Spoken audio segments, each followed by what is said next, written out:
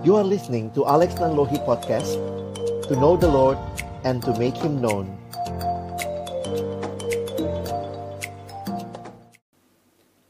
Mari kita berdoa sebelum kita membaca merenungkan firman Tuhan. Kami datang dalam ucapan syukur kepadamu ya Tuhan, di hari perhentian yang Kau berikan kepada kami. Bersama-sama kami merayakan kebangkitan-Mu, merayakan Paskah. Kami rindu ya Tuhan, kalau kami tadi sudah boleh menaikkan pujian kami kepadamu, menyampaikan doa kami kepadamu, tiba waktunya bagi kami untuk membuka firman-Mu. Kami mohon ketika kami membuka firman-Mu, bukalah juga hati kami, jadikanlah hati kami seperti tanah yang baik, supaya ketika benih firman Tuhan ditaburkan boleh sungguh-sungguh berakar, bertumbuh, dan juga berbuah nyata di dalam hidup kami. Berkati baik hamba-Mu yang menyampaikan dan setiap kami yang mendengar. Tuhan, tolonglah kami semua, agar kami bukan hanya jadi pendengar-pendengar firman yang setia, tapi mampukan dengan kuasa pertolongan dari Roh-Mu yang kudus, kami dimampukan menjadi pelaku-pelaku firman-Mu di dalam kehidupan kami. Bersabdalah ya Tuhan, kami anak-anak-Mu sedia mendengarnya. Dalam satu nama yang kudus, nama yang berkuasa, nama Tuhan kami Yesus Kristus, kami menyerahkan pemberitaan firman-Mu. Amin. Shalom, selamat siang teman-teman sekalian yang dikasihi dalam Tuhan Yesus Kristus. Shalom, selamat Paskah. Saya bersyukur kepada Tuhan boleh melayani saudara pada hari ini, dan kesempatan yang indah untuk juga boleh saling mengenal satu sama lain. Meskipun melalui ruang virtual, tapi saya pikir ini kesempatan yang indah untuk kita boleh saling berjumpa. Ini bukan berjumpa, ini namanya berzumpa ya, lewat Zoom ya. Jadi kita sama-sama bersyukur kepada Tuhan untuk kesempatan ini. Nah saudara, izinkan saya juga mengajak kita boleh sharing ya. Nah, saya berusaha berdoa pada Tuhan, gimana ya saya bisa menyampaikan firman tapi juga beberapa aplikasi praktis begitu ya. Nah, makanya saya ajak saudara, coba kita sama-sama saling bertukar kabar ya. Nah, silakan. Saya tanya saudara, apa kabarmu hari ini ya? Silakan saudara, jawablah kabar saudara. Saya nggak tanya kemarin, besok, tapi hari ini ya. Yuk kita saling memperhatikan. Silakan pilih nomor berapa yang paling menggambarkan kondisi saudara hari ini ya. Silakan, paling tidak nanti lihat namanya, oh dia nomor sekian gitu ya. Silakan tulis di live chat. Teman-teman bisa coba saling share gitu ya. Nanti bisa lihat juga apa yang menjadi kabar dari teman kita. Silakan, tidak ada benar salah ya. Apa yang kita rasakan, nomor 5 deh gitu ya. Lagi mager mungkin. Silakan teman-teman, saya kasih waktu 1 menit ke depan, kita bertukar kabar ya. Apa perasaanmu, apa yang jadi kondisimu hari ini. Silakan. Ya, apa yang mungkin sedang teman-teman rasakan. 21, oke ya. Thank you, silakan. Ada lagi yang boleh share. 14, 15, 19, nomor 3, nomor 10, nomor 7. Ya, teman-teman, thank you buat semua yang sudah share. Ada sekian puluh orang kita di sini. Biarlah ini juga jadi cara kita mengaplikasikan tema kita hari ini ya. Kita akan bicara love is a verb ya, dan nanti kesempatan ya belajarlah untuk juga peduli dengan kabar dari saudara-saudara kita. Baik, terima kasih buat teman-teman yang sudah share. Kita nggak bahas ya, tapi saya berharap ini bisa jadi kesempatan untuk teman-teman lebih jauh lagi saling memperhatikan satu sama lain. Oke? Nah, ini menarik kalau kita bicara Paskah. Dalam catatan sejarah yang saya dapat, bahwa ternyata gereja purba itu awalnya hanya merayakan Paskah. Natal itu adalah perayaan yang masuk dalam tradisi gereja pada tahun 313. Jadi sebenarnya perayaan yang paling mendasar dalam gereja adalah Paskah. Tapi memang kayaknya sekarang Paskah kalah meriah sama Natal ya. Apalagi karena Natal akhir tahun, sale gitu ya. Padahal kalau saudara menghayati, kita memilih atau gereja memilih merayakan hari ibadahnya adalah hari Minggu. Itu apa yang diperingati? Adalah hari kebangkitan Tuhan. Jadi kalau sebenarnya kita merenungkannya bahwa hari Minggu itu kita memperingati kebangkitan Tuhan, maka kalau saudara rajin ibadah, walaupun pandemi begini saudara rajin ibadah setiap hari Minggu, saudara sudah 52 kali merayakan Paskah setahun kemarin. Tambah hari ini 53 begitu ya. Nah, tapi sayangnya memang Paskah kalah meriah ya. Padahal ini jadi hal yang menarik kalau kita perhatikan. Orang ketemu bulan Januari masih ngomongnya apa? Selamat Natal. Padahal Natalnya bulan Desember, ketemu Januari masih ngomongnya Selamat Natal. Tapi orang ngomong Selamat Paskah, kapan bicara Selamat Paskah? Pas hari Paskahnya saja. Wah, itu jadi menarik ya. Nah, saya minta saat ini coba teman-teman juga, mari kita budayakan ya. Sepanjang bulan ini kalau ketemu teman atau mungkin bertukar kabar ya, coba sebutkan Selamat Paskah.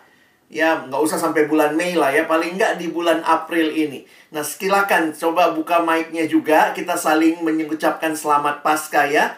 Silakan teman-teman, bisa buka mic-nya dan Selamat Paskah. Selamat Paskah. Selamat Paskah. Semuanya. Selamat Paskah. Selamat Paskah. Oke, terima kasih. Itu baru namanya anak-anak Tuhan ya. Semangat sekali. Baik, teman-teman, Paskah membuat kita menyadari bahwa Natal itu adalah hal yang real. Easter proof that Christmas was real. Saya mengutip kalimat dari pendeta Dr. Stephen Tong yang mengatakan Yesus bangkit menjadi pengharapan terbesar bagi manusia, bagi kita. Juga membuat kita berbeda dengan semua agama lain. Pendiri-pendiri agama lain masih berada dalam kubur. Kuburnya disakralkan, dijadikan museum yang terbesar, tapi kuburannya masih berisi. Karena kuburan mereka masih terisi, maka pengikutnya hidup dalam kekosongan. Karena kuburan Yesus kosong, maka hidup dari pengikutnya terisi. Karena dia sudah keluar dari kubur, sehingga dia bisa berada di dalam hati kita. Puji Tuhan. Nah, hari ini kita akan secara khusus merenungkan tema Paskah, yaitu Love is a Verb. Dan saya mendasarkan dalam satu bagian firman Tuhan di 1 Yohanes 4 ayat 9 sampai ayat yang ke-11. Menarik sekali memperhatikan bagaimana Rasul Yohanes menggambarkan atau menjelaskan tentang kasih. 1 Yohanes pasal 4 ayat 9 sampai 11. Saya sudah tuliskan seluruh ayatnya ada di screen, jadi teman-teman bisa mengikuti. Dalam hal inilah kasih Allah dinyatakan di tengah-tengah kita, yaitu bahwa Allah telah mengutus anaknya yang tunggal ke dalam dunia supaya kita hidup olehnya. Inilah kasih itu.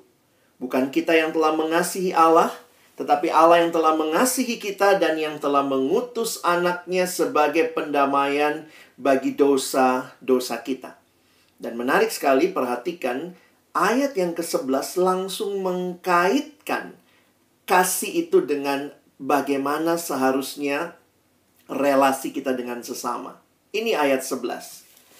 Saudara-saudaraku yang kekasih, jikalau Allah sedemikian mengasihi kita, maka haruslah kita juga saling mengasihi. Saudara yang dikasihi dalam Tuhan, fakta bahwa Allah adalah kasih, God is love, itu dinyatakan bagi kita untuk kita pahami bahwa kasih itu dimulai dari Allah. Kalau kita mau belajar tentang kasih, ya belajarlah dari Allah, because God is love. Kasih dimulai dari Allah. Nanti kalau kita baca tadi 1 Yohanes 4 ayat 10, bukan kita yang pertama-tama mengasihi Allah, tapi Allah lah yang terlebih dahulu mengasihi kita. Dan ini ditegaskan di ayat 16. Kalau teman-teman lihat ke bawah, kita bisa melihat bagaimana God is love. Allah adalah kasih. So if you want to learn about love, belajarlah dari Allah. Bukan dari drama Korea gitu ya. Bukan dalam hal-hal yang mungkin romantically dalam dunia ini. Tapi mari belajar dari Allah, because God is love. Dan yang menarik adalah begini. Ketika Alkitab berbicara Allah adalah kasih, nah kita balik sebentar ayatnya ya. Saya coba ajak teman-teman perhatikan ayat 9 dan ayat 10 ini. Hampir setiap kali Alkitab Perjanjian Baru, khususnya tulisan Rasul Yohanes, bicara tentang kasih, maka Yohanes tidak memberikan definisi kasih. Bukan. Perhatikan. Hampir setiap kali Alkitab Perjanjian Baru bicara tentang kasih, yang diberikan bukanlah definisi, tetapi menunjuk kepada sebuah tindakan yang Allah lakukan, yang Allah kerjakan. Harusnya kan kalau inilah kasih itu, kasih adalah sebuah perasaan mendalam, adalah pengertian yang begitu menguasai. Bukan demikian. Ketika bicara tentang kasih Allah, selalu dikaitkan dengan Allah mengutus anaknya. Perhatikan ayat 9. Dalam hal inilah kasih Allah dinyatakan di tengah-tengah kita. Bukan definisi, tapi dikasih tahu, yaitu bahwa Allah telah mengutus anaknya yang tunggal. Ayat 10. Bukan kita yang telah mengasihi Allah, tapi Allah yang telah mengasihi kita. Dan, lihat lagi, dirujuk lagi. Allah yang telah mengutus anaknya sebagai pendamaian bagi dosa-dosa kita. Kalau hari ini kita bicara love is a verb, this is because karena kita belajar dari ayat-ayat yang penting ini, setiap kali dibicarakan tentang kasih, yang ditunjuk, yang dirujuk adalah sebuah tindakan. Dan tindakan itu apa? Tindakannya adalah Allah memberikan anaknya. Inilah yang menjadi bukti dari kasih Allah. Allah memberikan anaknya. Jadi setiap kali kita bicara tentang kasih, kayak Tuhan bilang gini, lihatlah ke salib itu. Nah, kamu belajar tentang kasih di situ. Karena itu Bapak Pendeta John Stott dalam satu kutipannya dalam bahasa Inggris, karena sulit diterjemahkan, ada keindahan permainan kata di situ. Dia berkata, if you want to learn about love, you should look not in a dictionary, but at Calvary. Kalau saudara mau belajar tentang kasih, bukan buka kamus, tapi lihatlah Kalvari. Bukit Kalvari di mana Kristus mati di situ. Karena setiap kali juga Alkitab bicara kasih, kasih Allah, maka yang dirujuk adalah kepada tindakan Allah memberikan anaknya. Dan ini satu tindakan yang luar biasa. Allah memberikan anaknya yang tunggal bagi kita, menjadi pendamaian bagi dosa-dosa kita. Karya Kristus di kayu salib adalah karya yang luar biasa. Kemenangan yang dia peroleh, dan ini ditegaskan lebih jauh dengan kebangkitan Yesus. Saya pikir kita tidak kemudian berbicara tentang Tuhan yang mati. Tidak. Tetapi Yesus yang mati di kayu salib. Pada hari yang ketiga dia bangkit. Dan kalimat malaikat, jangan takut. Kamu mencari Yesus orang Nazaret yang disalibkan itu. Saudara, waktu itu banyak orang yang meragukan kebangkitan Yesus. Maka kalimat malaikat ini waktu saya renungkan sungguh indah sebenarnya. Karena kalimat ini seolah-olah mematahkan semua keraguan. Ada yang bilang, wah Yesus itu nggak mati, cuma pingsan. Kalau pelajari tentang penyaliban Romawi, nggak mungkin itu cuma pingsan. Film Passion of the Christ menolong kita melihat visualisasi yang begitu mengerikan. Ada lagi yang bilang, oh Yesus itu muridnya curi mayatnya lalu bilang dia bangkit. Tidak demikian. Lebih parah lagi ada yang bilang teori salah kubur. Perempuan-perempuan itu salah kubur. Katanya kan perempuan GPS-nya susah ya. Nggak pas gitu ya, nggak bisa baca peta. Oh, perempuan-perempuan itu datang ke kubur yang salah, makanya kuburnya kosong. Tetapi kalau perhatikan, seluruh catatan Injil mencatat bahwa perempuan-perempuan yang datang pada hari Minggu untuk meminyaki Yesus atau ya dalam membalsem gitu ya dalam pengertian waktu itu, mereka adalah perempuan yang sama yang melihat Yesus dibaringkan, perempuan yang sama yang melihat batu di pintu kubur itu digulingkan. Karena itu perhatikan kalimat malaikat ini. Malaikat itu kan bisa aja ngomong ya. Jadi teman-teman jangan pikir cuma Yesus yang namanya Yesus waktu itu. Oh, banyak orang namanya Yesus, itu nama umum orang Yahudi. Yesua, Yesus, itu dari nama Yosua, Allah menyelamatkan. Jadi benar kalimat malaikat ini. Kamu mencari Yesus orang Nazaret. Dispesifikkan nih kalau KTP-nya. Cek Yesus. Yesus yang mana? Yang Nazaret. Matinya kenapa? Yang disalibkan. Betul, ini kuburnya, tapi ia telah bangkit. Ia tidak ada di sini.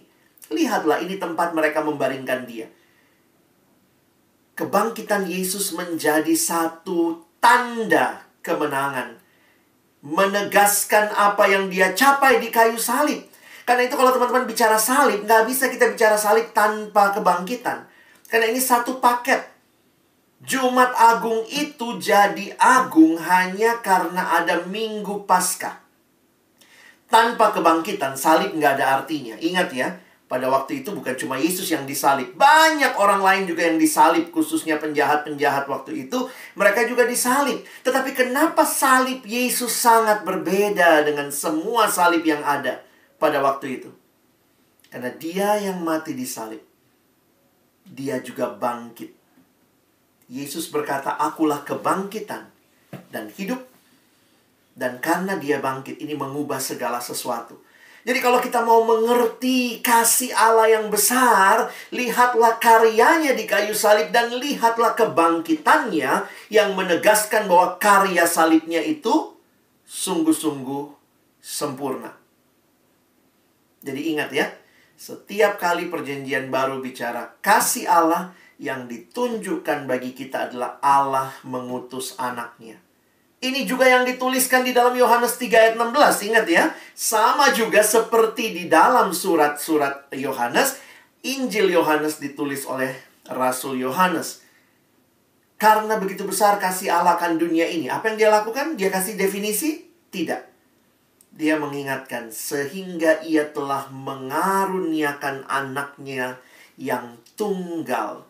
Love is a verb because Jesus proved it. Allah mengutus anaknya. Yesus mati di kayu salib. Sebuah tindakan. Kasih itu bukan kata benda sebenarnya. Makanya terjemahan yang lebih tepat, for God so loved the world. Kalau terjemahan Indonesia kita, ini kata kasih menjadi kata benda. Karena begitu besar kasih Allah. Sebenarnya terjemahan yang lebih tepat, karena Allah begitu mengasihi dunia. Love is a verb. Perhatikan tujuannya mengasihi. Tujuan Allah mengaruniakan anaknya yang tunggal. Kita kembali ke 1 Yohanes 4. Perhatikan ayat 9. Supaya kita hidup olehnya. Perhatikan ayat 10. Allah mengutus anaknya sebagai pendamaian bagi dosa-dosa kita. Saudara perhatikan bahwa ketika Allah mengasihi kita di dalam Kristus yang mati dan bangkit bagi kita, tujuannya bukan untuk Yesus, tetapi untuk kita yang dikasihi. Wah, ini sangat luar biasa. Ketika kita mengerti kasih, maka kasih yang utama bukan kasih demi yang mengasihi. No. Kasih yang utama bukan demi yang mengasihi, tetapi demi yang dikasihi. Kita yang mati dalam dosa, supaya kita hidup. Kita yang adalah seteru-seteru Allah, supaya kita didamaikan dengan Allah. Teman-teman bisa perhatikan ayat ini? Ini menunjukkan kasih yang sejati, yang Allah tunjukkan kepada kita. Kasih yang habis-habisan. Makanya dibandingkan dengan kasih dunia. Nah, kasih dunia tuh begini nih. Hanya dikaitkan dengan perasaan. Love is not only emotion. Apakah ada emotion di dalamnya? Pasti ada. Tetapi love is not only emotion, but love is commitment. Kasih itu bukan egois untuk yang mengasihi, tidak, tetapi untuk yang dikasihi. Makanya kasih itu bukan ngambil. Teman-teman, katanya bahasa Indonesia itu bahasa yang paling gampang menjelaskan kasih dibanding semua bahasa di dunia, katanya ya. Ditanya, apa itu kasih? Kasih, ya kasih. Misalnya saya punya ini ya. Apa itu kasih? Kasih, ya kasih. Love is giving. Love is not taking. If love is taking, that is not love. That is rampoking, saudara. But love is giving. Allah memberikan anaknya yang tunggal bagi kita. Dan inilah kasih yang tidak terbatas, yang teman-teman dan saya kembali renungkan ketika kita merayakan Jumat Agung. Kita merayakan Paskah, satu paket kematiannya supaya aku hidup. Kematiannya mendamaikan aku dengan Allah. Kasih Allah dinyatakan habis-habisan. Tuhan tidak merampok apapun dari kita. Dia bahkan memberikan yang terbaik yang dia miliki. Yaitu apa? Nyawanya. Jadi kalau teman-teman perhatikan, kalau dunia bicara kasih selalu ngambil. Allah bicara kasih, dia menyerahkan nyawanya. Itulah kasih yang sejati. Katanya yang paling mirip kasihnya Allah itu kasihnya orang tua ya. Katanya kasih orang tua. Makanya ada yang bikin lagu kan, lagu untuk mama gitu ya. Kasih ibu kepada beta tak terhingga sepanjang masa. Apa itu kasih? Hanya memberi, tak harap kwitansi. Ya, kalau ada mama-mama kwitansi juga ya. Jadi kadang-kadang mamanya bilang, aku sekolahin kau nak, cepat besar kau ya. Jadikan kerja yang bagus, banyak uangmu, ajak mama jalan-jalan. Itu mama-mama kwitansi ya. Saya sadar betul kasih orang tua itu sangat indah. Tapi tetap kasih orang tua, kasih manusia yang terbatas. Ada saatnya mungkin orang tua marah, merasa sudah berkorban. Tapi kasihnya Tuhan, harusnya lagu itu begitu ya, bukan kasih ibu. Harusnya itu, kasih Tuhan kepada saya tak terhingga sepanjang masa. Bagaimana kasihnya? Hanya memberi, tak harap kembali. Karena ini lagu anak-anak, penciptanya harus cari ilustrasi yang paling gampang untuk anak-anak membayangkan kasih yang hanya memberi. Dia ketemu. Bagai sang surya menyinari dunia. Sang surya menyinari dunia itu terus memberi ya. Sang surya nggak bilang besok kau nggak mandi nggak terbit aku. Enggak ya. Terus memberi. Hanya memberi. Kalau saya mengerti kasih seperti ini, maka kalau ada yang pacaran, lalu pacarnya bilang, kalau kau mengasihiku, marilah tidur sama aku. Itu bukan kasih, itu rampok. No, itu bukan kasih. Berkali-kali kalau bawakan LSD, saya bilang, banyak orang yang bilang, kalau kau mengasihiku, ayolah cium kita. Kalau dia sungguh mengasihimu, dia akan jaga kamu kudus sampai altar pernikahan. Itu kasih yang memberi. Tapi banyak yang menggunakan alasan kasih untuk mengambil sesuatu, mendapatkan sesuatu. Dan bukan itu kasih yang sejati. Dan perhatikan, persis sesudah penjelasan tentang kematian Kristus di kayu salib yang membawa hidup bagi kita, kematiannya yang memberikan kepada kita pendamaian. Lalu kan kalimatnya ayat 11 tadi ya. Kalau Allah mengasihi kita, ayo kita saling mengasihi. Kita tidak hanya diminta menikmati kasih Allah, karena Allah juga menghendaki manusia saling mengasihi. Perhatikan Kejadian 2 ya. Tidak baik kalau manusia itu seorang diri. Itu bukan rancangannya Allah. Allah merancangkan kita untuk berelasi dengan manusia lain. Setelah semua dicipta baik, tiba-tiba pertama kali di Alkitab kita muncul kata tidak baik. Kejadian 2 ayat 18. Tidak baik kalau manusia itu seorang diri saja.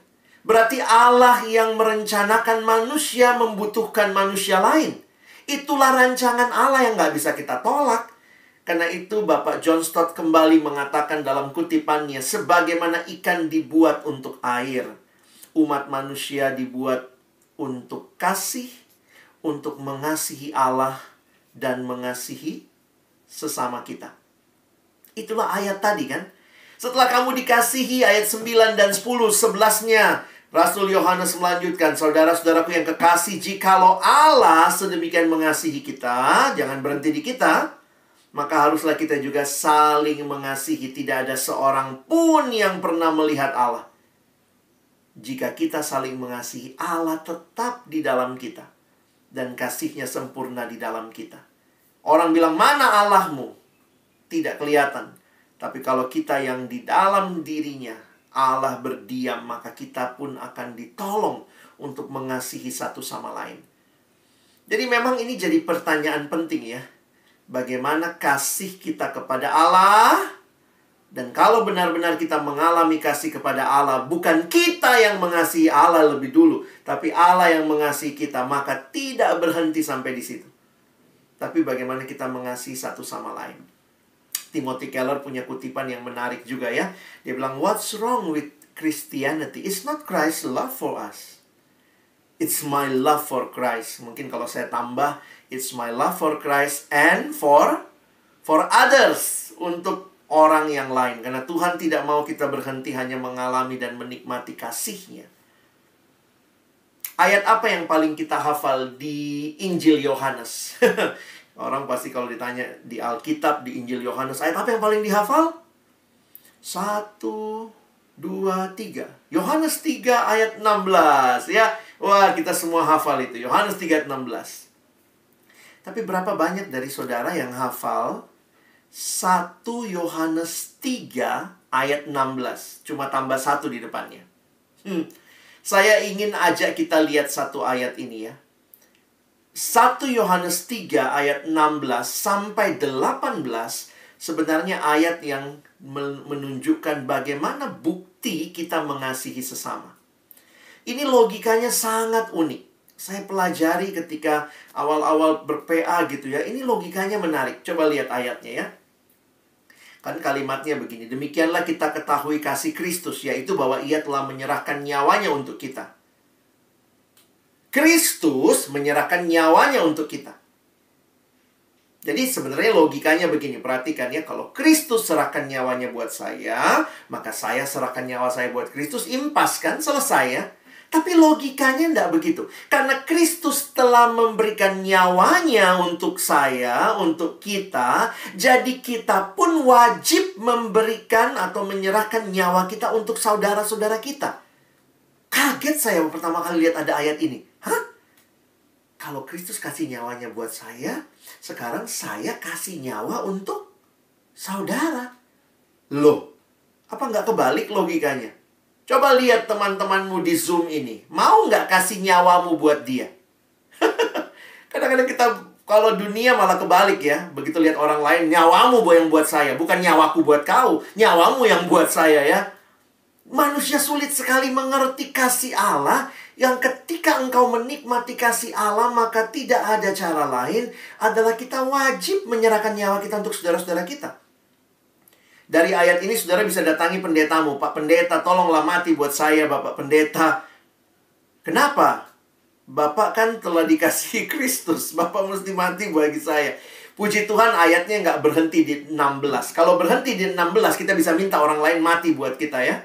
Tapi ada ayat 17, perhatikan.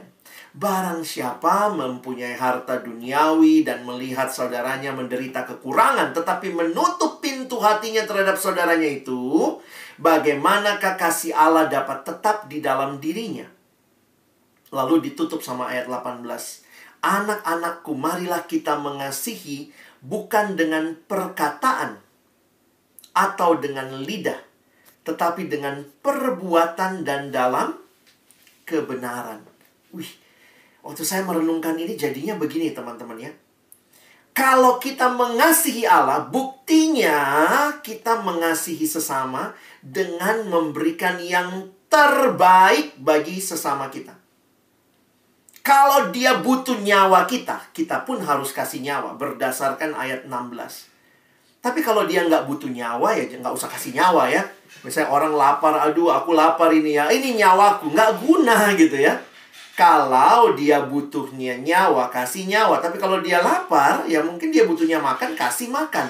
Makanya ayat 17, Yohanes mengatakan, nggak usah ngomong nyawa dulu deh ya. Coba lihat sekelilingmu. Ada nggak saudara yang menderita kekurangan?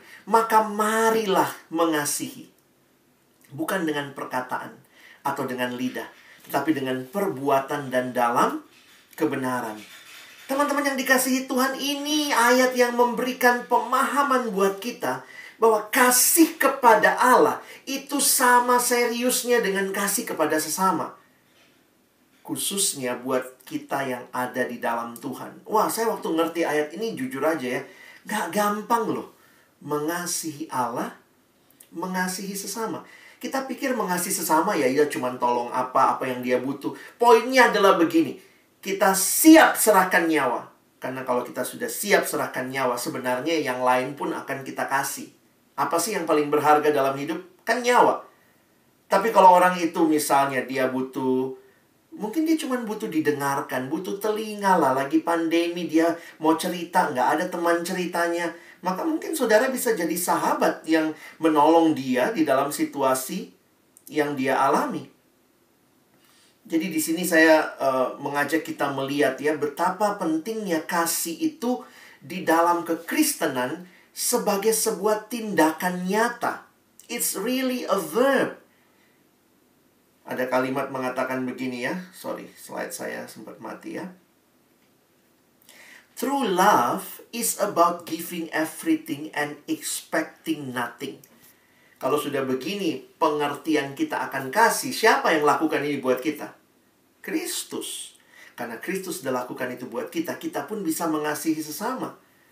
Kalau lihat 1 Korintus 13 kan kasih itu sabar, kasih itu murah hati. Ini semua karakter-karakter yang luar biasa. Dan akhirnya kasih itu dinyatakan dengan tindakan, dengan komitmen, dengan perbuatan. Makanya ada kalimat ini ya, you can give without loving, but you cannot love without giving. Kalau saudara ke Jawa, ke Jakarta mungkin, atau ke kota-kota yang lain, mungkin di Medan juga ya, atau bahkan di Balige mungkin ya, ada pengemis nggak ya? Pasti ada lah di mana-mana. Tapi kalau di Jakarta itu banyak pengemis yang biasanya sambil mengamen di lampu merah. Di Medan juga ada itu, pengemis mengamen di lampu merah ya. Mereka disebut pengamen lah, bukan pengemis gitu ya. Lalu biasanya kalau pas mobil kita berhentilah di lampu merah itu, maka apa yang biasanya dilakukan? Beberapa orang di mobil sudah siapkan uang receh, koin. Dia ambil koinnya, dia buka jendelanya. Kira-kira buka jendelanya besar apa kecil? Logikanya kecil aja ya, karena takut juga ngerampok orang itu ya. Kita buka sedikit jendelanya kecil, terus kita kasih uangnya. Pertanyaannya, kamu memberi alasannya apa? Apakah itu alasannya kasih? Ya puji Tuhan kalau iya bang, saya memang memberikan karena kasih. Tapi banyak kali kita memberi belum tentu karena kasih loh. Bisa jadi begini, saya kasih ini ya, ini uang ya, cepat-cepat kau pergi dari mobilku, serem aku lihat kamu. Masih ada mobil di belakang. Kita kasih tanpa kasih. Kita berikan bukan berdasarkan kasih. You can give without loving. Tapi waktu engkau mengasihi, engkau tidak bisa tidak memberi. Saya bertemu beberapa peristiwa kedukaan. Dan dalam sebuah peristiwa kedukaan ketika seorang adik remaja meninggal, di samping jenazahnya mamanya terus nangis, lalu kadang-kadang berteriak gitu ya, Tuhan, kenapa dia yang kau ambil, anakku masih muda Tuhan. Anak ini jatuh dari mobil, dia naik di truk, dia jatuh, kepalanya bentur trotoar, pendarahan, meninggal. Mamanya teriak-teriak, Tuhan, jangan dia yang mati, aku aja yang mati Tuhan. Saya suka mikir ya, itulah ya kalau orang mengasihi sampai rela tukeran gitu ya. Tuhan, aku aja yang mati. Coba bayangkan kalau Tuhan dengar doanya ya. Terus Tuhan bilang, oke deh, anakmu bangkit, kau yang mati ya. Wah, gantian. Anaknya bangkit. Begitu anaknya lihat mamanya meninggal, nangis lagi anaknya. Tuhan, jangan mamaku Tuhan, aku aja. Enggak bisa begitu ya. Saya sedang membayangkan kalau orang punya kasih, the best of him, the best of her, dia akan rela kasih. Kalau engkau punya kasih, kau akan memberikan yang terbaik. Jadi memang pertanyaannya buat kita bukan masalah memberinya sekarang, tapi apakah itu keluar dari kasih? Kasih yang kita alami karena kita telah terlebih dahulu dikasihi Allah yang memberikan seluruh hidupnya, nyawanya bagi kita. Dan kita yang merayakan Paskah, kita pun saat ini belajar mengasihi dengan melihat dasarnya kasih Allah. Belajar memberikan yang terbaik. Belajar memberikan yang terbaik bagi sesama. Love is a verb. Perbuatan yang nyata. Nah, di Alkitab, saudara-saudara, itu banyak sekali kata saling. Kadang-kadang kita nggak sadar ya. Tapi ternyata di Alkitab tuh banyak sekali kata saling.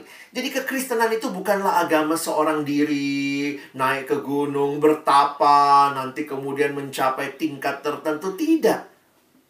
Di dalam Alkitab, kedewasaan rohani ketika engkau dan saya bertumbuh di dalam kasih, di dalam komunitas, besi menajamkan besi, orang menajamkan sesamanya. Tuhan berikan satu sama lain. Inilah hidup beriman kita sebenarnya. Jadi memang gak ada sebenarnya kekristenan yang individual. Itu sudah pasti masuk dari dunia. Dan itu sudah pasti sesuatu yang iblis sedang coba susupi. Sudahlah, yang penting kau aman, kau nyaman. Gak usah urus orang lain. Padahal di Alkitab ini ya, banyak sekali kata one another. Bahasa Indonesia menggunakan kata saling. Menerima satu dengan yang lain, saling mengaku dosa, saling mendoakan, saling melayani, saling mengasihi. Sampai waktu saya renungkan ini, saya ingat kalimat Kak Tadius Gunadi ya. Waktu kami dalam perjalanan pulang membahas tentang one anothering ini. Dia bilang, Lex, orang Kristen tuh harus kepo ternyata. Gitu ya, kalimatnya dia saya ingat banget ya. Kepo itu sudah bagian kekristenan. Karena kita diminta untuk peduli satu sama lain gitu ya. Jadi sebenarnya kita nggak bisa bilang itu urusanmu. Kalau kita mengerti ya, tentu dalam konteks yang tepat, kita harus mengerti kekristenan itu adalah saya peduli urusanmu, kamu harus peduli urusan saya. Kira-kira begitu. Makanya individualitas, waktu kita bilang itu urusan dia. Dan banyak orang karena menganggap itu privasi, tidak berani menegur, tidak menjalankan peran kekristenannya. Ketika seorang mahasiswa nanya sama saya, Bang Alex bagaimana? Saya tahu teman sebelah kamar saya. Dia sama-sama pengurus dengan saya. Dia bawa ceweknya masuk ke kamar, Bang. Saya terganggu, Bang. Tapi saya juga bingung bagaimana menegurnya. Itu kan urusan dia kan, Bang. Itu privasinya dia. Dia pun gak ganggu hidup saya. Masa saya harus ganggu hidup dia? Tapi kok saya terganggu ya, Bang? Saya bilang, nah sebenarnya hatimu hati Kristen. Cuman kamu ketakutan karena budaya di sekitar kita bilang itu privasi. Jangan diurusin. Saya bilang sebenarnya kalau kita tahu kita sesama saudara seiman, harusnya kita berani menegur. Kalau yang satu bilang, saya gak terima teguranmu, ini kan privasi saya. Gak bisa privasi. Kita anak Tuhan, kita saling peduli satu sama lain. Masa lihat yang satu masuk jurang, kita bilang itu privasinya dia, nggak apa-apa masuk jurang silahkan. Kan nggak merugikan siapa-siapa, itu pacar-pacar dia kok, bukan pacar bersama. Urusannya urusan dia. Nggak demikian, kekristenan tidak bisa mengatakan ini urusan orang, bukan urusan saya. Nah, tapi juga dengan cara yang baik saya pikir ya, saya bilang sama dia, belajar ya, doakan dan cari waktu yang tepat, cara yang tepat untuk menegur. Kalau memang mau menegur pakai cara yang ekstrim juga bisa ya. Langsung aja datangi kamarnya, ketuk. Dalam nama Yesus, keluar kalian ya. Gitu ya. Tidak demikian harusnya hidup kalian ya. Tapi itulah, hati-hati ketika kita dekat. Katanya anak Tuhan, sesama pelayan, pengurus. Jangan ngomong dulu di luar sana, dunia. Di antara kita aja. Waktu lihat ada yang bersalah, berdosa, ada yang mungkin butuh ditegur, atau ada yang sedang mengalami kedukaan, ada yang mengalami senang pun, ada yang mengalami saling dendam. Apakah kita mempraktekkan kekristenan yang love is the verb ini? Saling. Waduh, saya sadar betul nih, nggak gampang ya. Kita tahu teorinya, tapi mungkin kita nggak lakukan. Kurang banyak nih one another-nya. Nah, teman-teman nanti screenshot aja, nanti PA lagi ya. Saya tambahkan, ini PR dari abang buat kalian semua, buat kita semua. One anothering itu nggak sedikit, banyak di Alkitab. Karena itu saya harus ingatkan ya, pentingnya komunitas untuk kita bertumbuh. Saya juga sadar waktu merenungkan ini, saya sadar begini teman-teman ya. Kita pun pasti terbatas memperhatikan semua orang di dalam komunitas kita. Kadang-kadang dalam situasi seperti itu, yang banyak dituntut itu ya itulah pengurus, BPR, staff ya. Ada alumni yang kenapa staff dicari, ada alumni yang kenapa BPR yang dicari. Kalau nggak perhatian bilangnya perkantasnya nggak perhatian. Ini sedih banget ya. Sampai kadang-kadang semua tuh tugasnya BPR, pengurus. Kita harus belajar melihat kita adalah komunitas di mana semua kita punya tanggung jawab. Bukan cuma staf, pengurus, komponen, apa ya. Tapi kita semua. Dan kita bisa menghayati itu sebagai kesatuan tubuh Kristus. Karena itu saya pikir penting juga KTB ya. Tentu dalam komunitas yang terlalu besar, sulit untuk saling memperhatikan mendalam. Tapi mulailah dengan KTB-KTB yang mari aktifkan lagi. Saya nggak tahu nih, sesudah sekian lama kita pandemi, masih jalan nggak KTB? Beberapa sudah offline, bisa ketemu di sekre, bisa apa. Tapi pertanyaannya, apakah terjadi juga? Benar-benar komunitas yang di dalamnya kasih dipraktekkan. Saya sadar nggak mudah. Pakai daring juga bingung juga kita ya. Tapi mari kita coba. Ya, bukannya Siska Call, mari kita coba ya. Mari kita coba mulai lakukan hal-hal yang sederhana di dalam KTB kita dulu.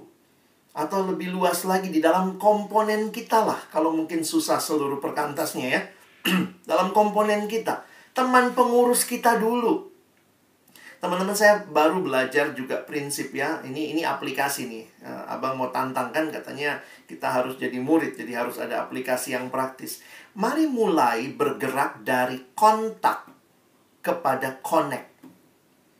From contact to connect. Maksudnya apa? Bagaimana caranya ya, mulai dulu ya. Teman-teman, kalau kita punya HP, itu kan ada kontaknya. Wah, saya punya kontak misalnya 500. Wah, karena banyak sekali teman saya. Saya punya kontak 500. Tapi teman-teman kan sadar ya, tidak semua kita connect. Ya. Mari kita bergerak dari kontak kepada connect. Karena connect ini bicara relasi. Dan bagaimana kita bisa menerapkan semua yang kita pelajari hari ini, saya pikir mari mulai dengan beberapa relasi yang sederhana. Mari mulai buka kontak HP-mu. Mungkin lihat dulu ya, teman-teman KTB-mu atau adik KTB-mu. Mulailah, bukan cuma simpan nama mereka di kontakmu, tapi mungkin kamu bisa connect, telepon dia. Kirim WA pribadi, bukan di grup, WA pribadi. Karena mempraktekkan yang kita pelajari hari ini bukan sekadar dalam situasi yang besar. Love is a verb. Kenapa ya? Saya sudah belajar saling memperhatikan. Tapi kita nggak tahu mau mulai dari mana. Mulainya lihat dulu kontakmu, lalu kemudian masuk dalam connect. Karena tanpa relasi sebenarnya tidak ada kasih. Sorry, ini saya ulangi. Tanpa relasi, kasih itu nggak terjadi. Karena kasih itu bertumbuh di dalam relasi. Sehingga saran praktis saya, kalau mau mendaratkan khotbah hari ini, saya tantang saudara dalam 1 bulan ke depan. Coba connect 5 orang yang ada di kontakmu, ya. Ubahlah kontak jadi connection. Mulai tanya kabar. Mungkin cobalah mendoakan. Tanyalah apa yang bisa aku doakan. Agak-agak aneh dia rasa, kau lagi kena setan apa? Nggak masalah. Tidak masalah. Kita mulai kebiasaan yang baik. Peduli satu sama lain. Jangan cuma punya kontaknya. Kami satu grup WA kok bang. Tapi bukan itu. Banyak orang punya kontak, tapi sedikit yang terkonek. Dan masa-masa pandemi ini, sebenarnya kita butuh lebih daripada sekadar menyimpan kontak orang yang banyak di dalam HP kita. Tapi bawalah dalam connection yang di dalamnya kamu pun belajar mendoakan, belajar terlibat dengan pergumulan orang lain. Kadang-kadang dalam situasi yang sulit sekarang ini ya, semua orang cuma kelihatannya di mana? Di medsos. Dia curhatnya di Facebook lah. Nanti kemudian kita tahu kabar dia kenapa. Oh, di Facebook lah kita tahu. Nanti kita baru lihat Instagramnya. Oh, lagi di sini orang itu. Itu banyak hal yang saya pikir kita bermedsos, punya sekian banyak follower, tapi kita tidak terkonek. Itu hanya masuk sebagai kontak. Coba doakan sungguh-sungguh. Siapa yang saudara mau connect dalam 1 bulan ke depan? Mungkin 5 nama yang khusus saudara akan connect. Saudara, hari ini kita mau bicara, nanti katanya berharap melalui Paskah ini kita punya kepedulian sama orang lain, kita bisa bangun perhatian, kita bisa tolong, ada yang mungkin berhenti kerja, bagaimana kita mensupport. Semua itu nggak bisa jalan kalau nggak ada koneksi. Nggak ada connection, nggak ada relasi. Tapi ketika engkau berdoa, Tuhan, saya mau memulai relasi itu. Maka pandemi ini jadi kesempatan yang Tuhan pakai bagi kita membangun relasi. Beberapa saran praktis. Kalau sudah ada relasi ya, miliki kasih yang aktif dan inisiatif. Peka melihat kebutuhan orang lain. Tawarkan dirimu. Jangan tunggu ditawarin sesuatu. Merendahlah kalau kau tinggi sekali. Wah, saya pemimpin di sini. Saya kakak KTB. Saya luar biasa. Mintalah hati yang menghamba juga. Coba tanya, apa yang bisa saya doakan? Jangan cuma sharing pokok doamu. Tanya apa yang bisa saya doakan. Inisiatif. Jangan menunggu. Harusnya dia yang kontak saya dong. Saya kan senior. Dia dong yang mesti peduli sama saya. Oh, nggak begitu. Kalau saudara juga punya kebutuhan, belajar juga sharing. Kadang-kadang ini nggak bisa saling menunggu ya. Peka lihat kebutuhan orang lain. Dan kalau sudah ada relasi juga, mulailah kita lihat apa yang bisa saya sharingkan. Jangan fokus sama yang saudara nggak punya. Yang saudara punya apa? Wah, saya punya ini nih. Apa yang bisa saya berikan? Saya bisa bangun apa? Saya berikan apa? Jadi kita bicara kontribusi ketimbang saya dapat apa. Dan bersyukur untuk apa yang kita miliki dan belajar berbagi dengan orang lain. Banyak hal akan terbuka ketika koneksi itu, relasi itu saudara bangun. Tapi banyak hal yang juga tetap tidak jelas. Kita nggak tahu. Kita cuma dengar, iya dia berhenti kerja. Terus, kita nggak pernah tanya bagaimana pekerjaan yang sedang dia cari ke depan. Apa yang mungkin sedang dia gumulkan. Kita tahu dia lagi kesulitan skripsi. Aduh, dia lagi skripsi. Tapi bagaimana kalau nggak ada koneksi? Kita cuma baca statusnya dia. Dan kadang-kadang di status itu pun orang bisa sekedar menampilkan citra tertentu.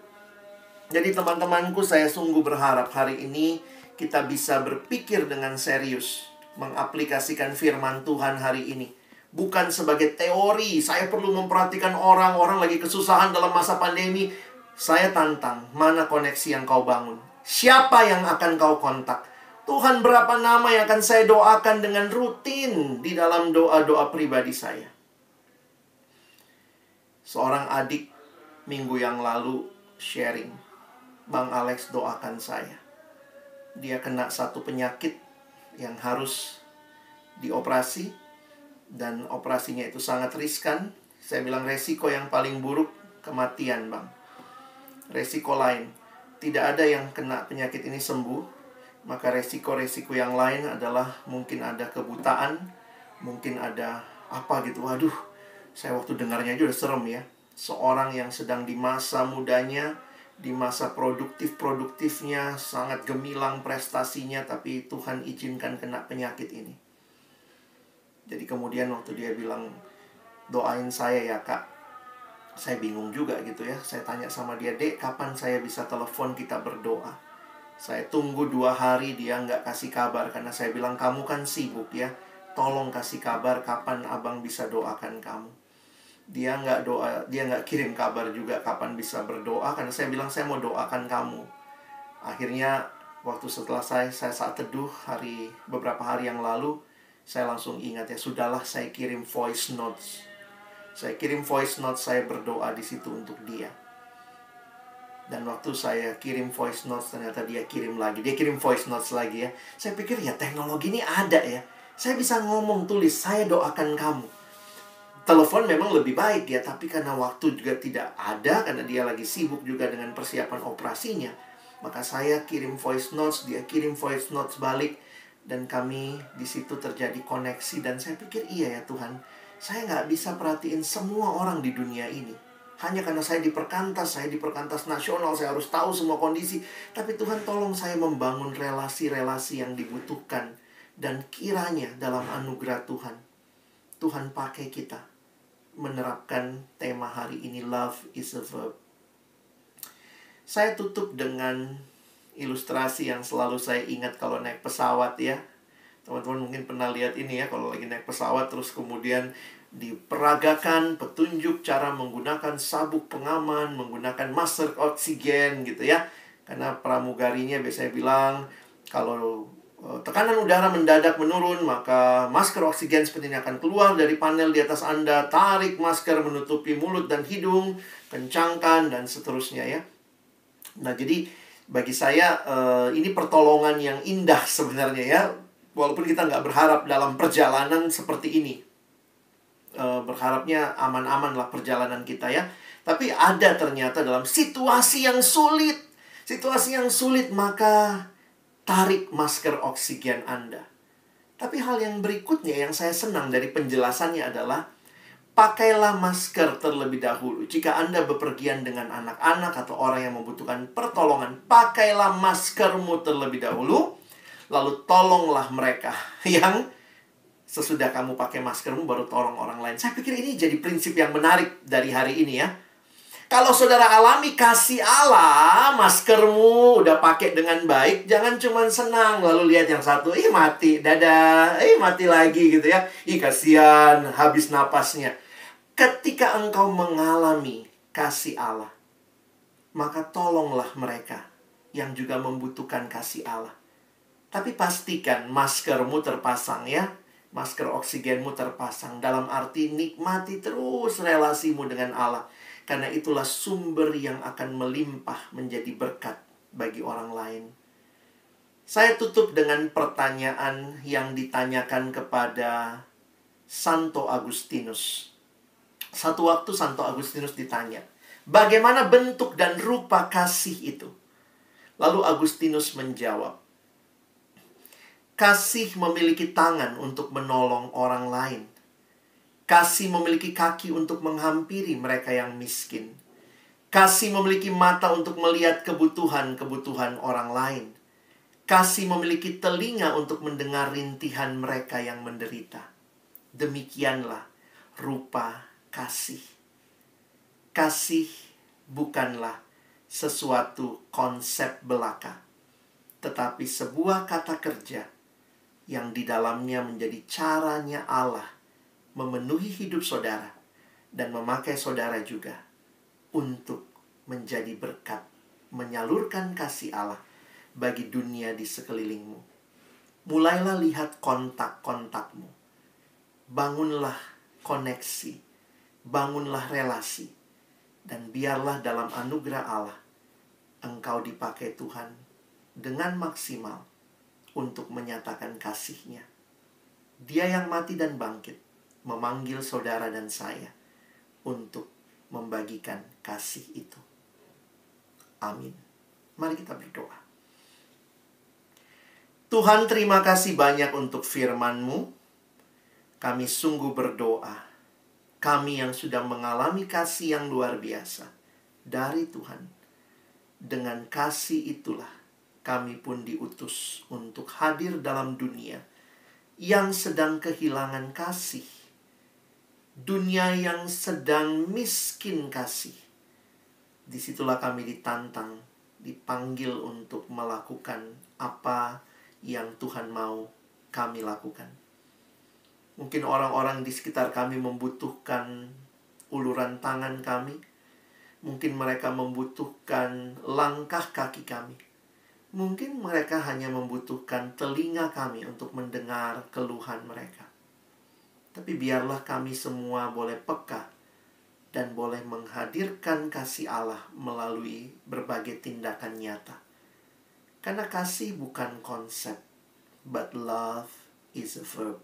Kami bersyukur untuk kasih-Mu, dan kami bersyukur kami pun dipanggil untuk menjadi alat kasih karunia Tuhan menyebarkan kasih-Mu dalam dunia ini. Tolong kami bukan cuma jadi pendengar firman, mampukan kami dengan kuasa Roh-Mu yang kudus menjadi pelaku-pelaku firman-Mu di dalam hidup kami. Dalam nama Yesus kami berdoa. Amin.